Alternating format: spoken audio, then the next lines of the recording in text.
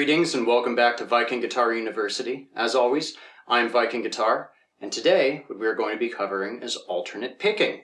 Up until this point, all we've been doing is down picking, which is really cool, but it's kind of limiting in a lot of ways. There are a whole bunch of different ways you can pick. Either straight down picking, alternate picking, which is back and forth. You can do hybrid picking, which is using a pick and your fingers. Straight finger picking, economy picking, sweep picking, chicken picking, all sorts of stuff. But today all we're going to cover is alternate picking. In order to do this, the first thing you really need to do is kind of just get used to picking up and down in general, and then we can focus on the exercises. So take a look at my picking hand here and what I'm doing. Now, first thing to mention is that I'm not holding the pick flat against the string when I pick. I've kind of angled it a bit. This allows you to use the curved edge and let the string just roll off it and be plucked instead of be pushed.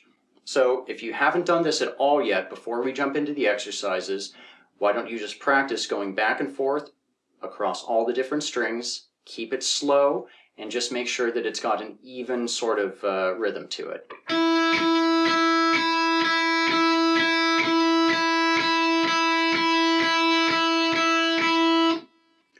One thing to mention is that you want to be rotating from the wrist with this. Don't hold the pick in a death grip, but you want to keep it fairly firm in your fingers and use your wrist. Don't be using your arm or your shoulder or too much your fingers. There's a little bit of finger in there, but mainly wrist. We can deal with the other stuff at some other time.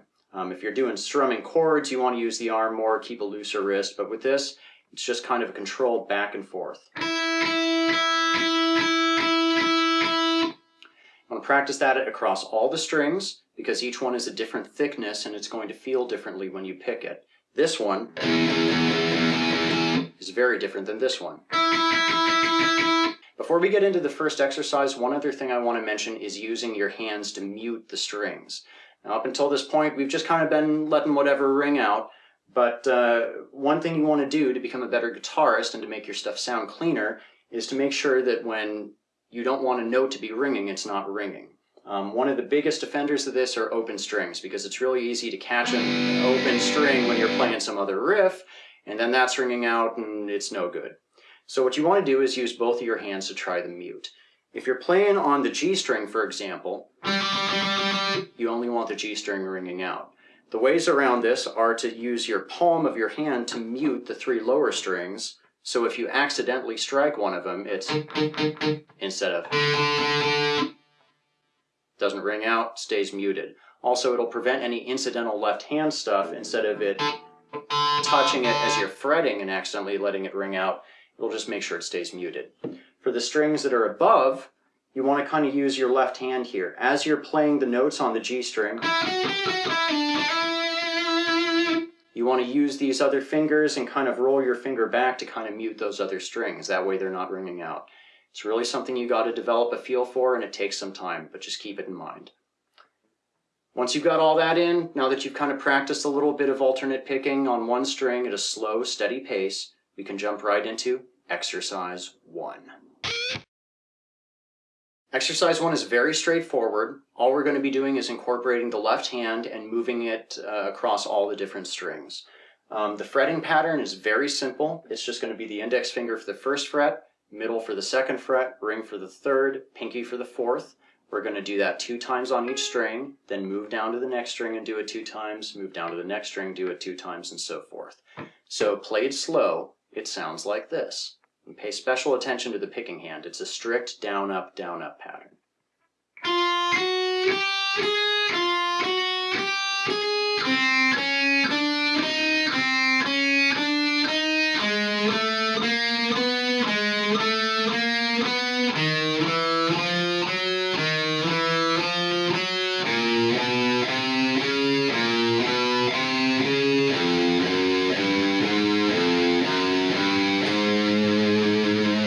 Start slow. You want to make sure that you're picking at the time that your finger is where it needs to be so that the note rings out.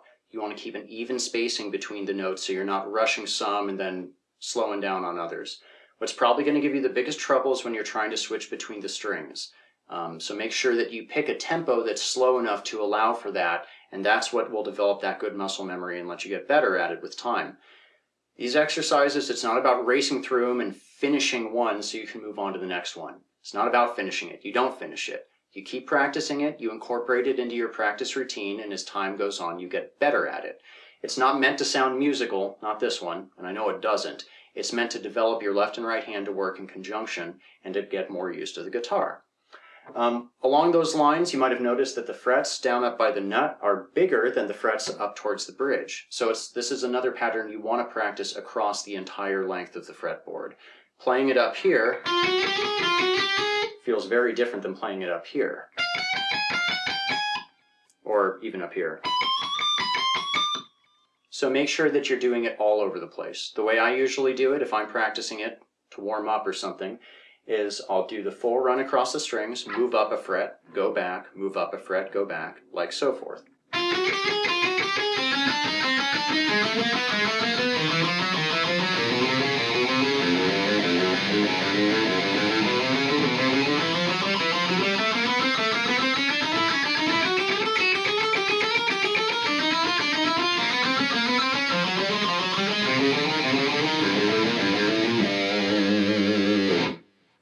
And there you have it.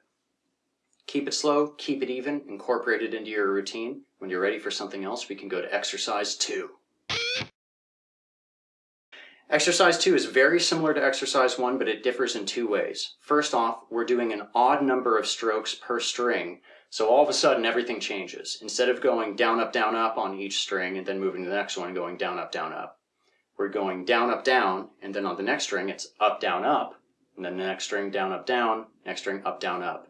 We want to maintain that strict up, down pattern so that no matter what you're doing, if you just picked a down pick, you're doing an up pick this time and vice versa. The other thing with this one is that we're separating the hand. During the ascending portion, we're only using the first 3 fingers, the index, the middle, and the ring. And during the descending portion, we're using the pinky, the ring, and the middle backwards. Might not make sense, but look at the tab and watch what I'm doing. Here's how it looks slow.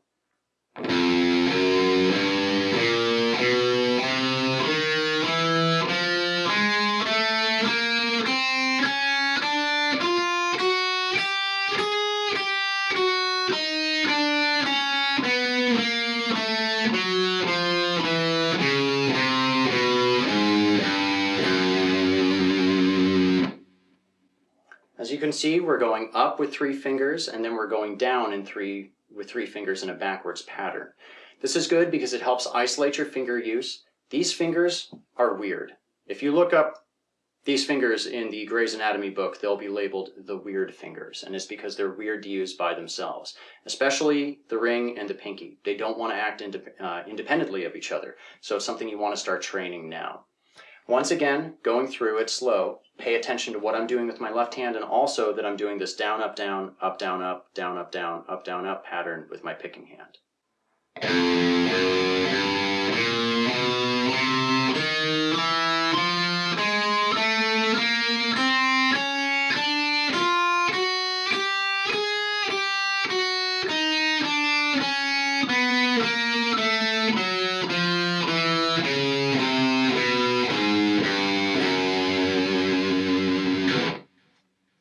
This is one I practice all the time.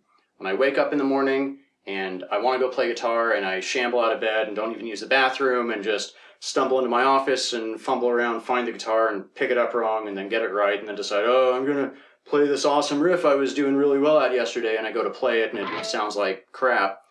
It's because I'm not warmed up and I'm not awake. This is a great warm-up pattern because it works with left-hand isolation, it works on alternate picking, and it's something you can move all the way up and down the neck. Usually, it's the first thing I do in the morning when I start playing guitar. And like I said with the other pattern, you can do it, then move it up a fret, repeat it, move it up a fret, repeat it, and it sounds something like this. And this is kind of closer to the speed I play it at in the morning. Just fast enough so that I'm really loosening up and getting ready to play.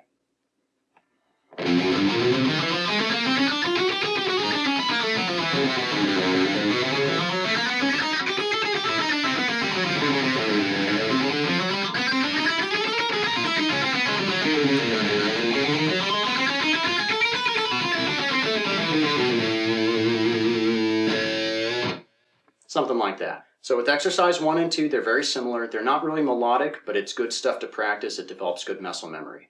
Remember, slow is smooth and smooth is fast.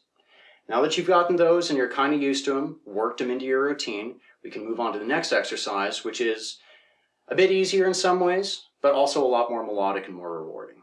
So when you're ready, download the tab, take a look at it, and let's go into exercise 3.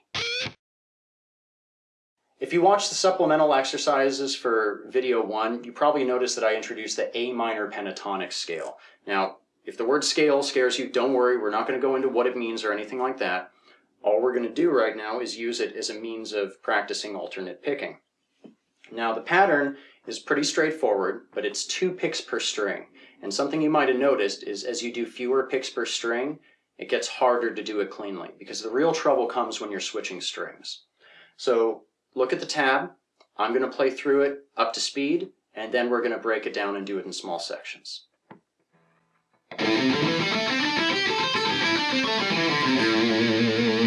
And again.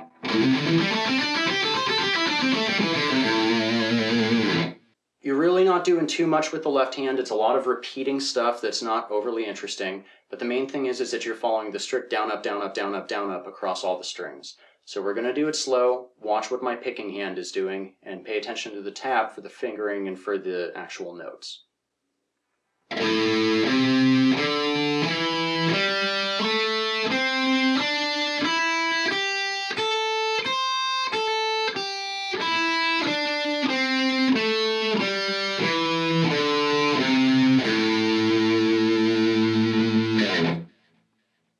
Once again, slow, pay attention to the picking.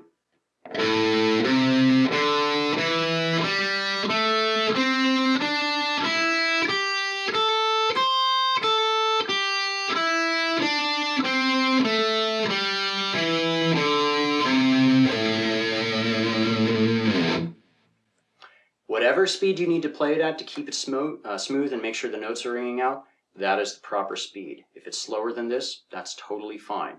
Like I said, it's not about racing towards the finish line. This is about getting out of it what you put into it, and if you don't put much into it by trying to progress too quickly, all you're doing is shortchanging yourself. So follow along with the tab. These 3 exercises are good things to start developing alternate picking. Once you get used to them, you've spent a few days or a few weeks and it feels more comfortable, you feel like you kind of know what you're doing with it, move on to the supplemental exercises for this video. It has some other things, some new patterns, and kind of focuses on some things that might start tripping you up later, so we can start to address it now. Until then, just have fun playing music. Thank you for attending Viking Guitar University, and keep the world metal.